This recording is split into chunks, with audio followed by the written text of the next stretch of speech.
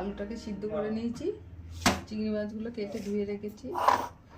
এখানে আছে আদা, রসুন, পেঁয়াজ, জিরে, শুকনো লঙ্কা আর কাঁচা লঙ্কা মশলা, এটা বেটে দেবো। কড়াইয়ে তেল দিচ্ছি, লবণ হলুদ মাখিয়ে চিংড়ি মাছটা ভেজে নেব।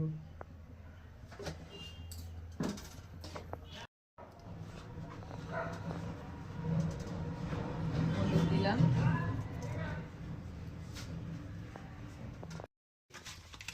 এই যে মাখানো হয়ে গেছে, চিংড়ি মাছগুলো দিয়ে দেবো। তুলে নিচ্ছি,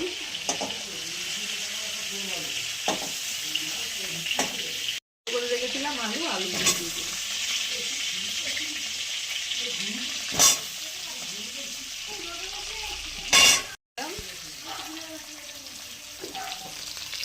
দিলাম এই তেলে একটা শুকনো লঙ্কা দিলাম, একটা তেজপাতা দিলাম,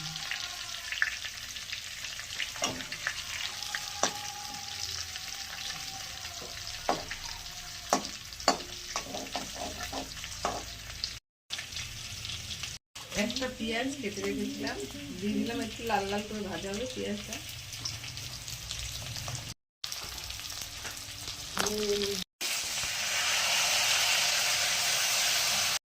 আদা, রসুন, পেঁয়াজ, শুকনো লঙ্কা, জিরে বাটা, এবার মিক্সচারের বাটিটা দিয়ে একটু জল দিয়ে দিলাম।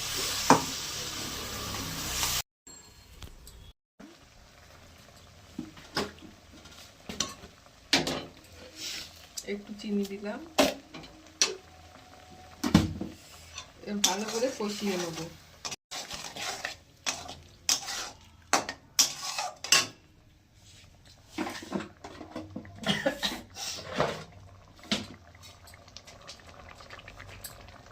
একটু কষাবো, চিংড়ি মাছগুলো দিয়ে দিলাম,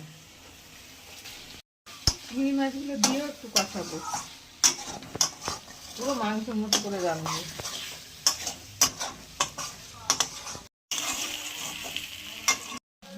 হয়ে গেছে পুরো, এবার একটু গরম জল করে রেখেছি, গরম জলটা দিয়ে দিই।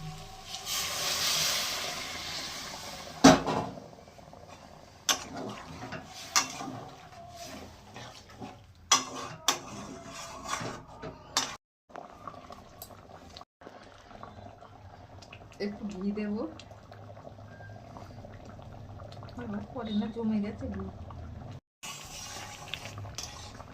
করে চিংড়ি মাছ রান্না করলাম আজকে।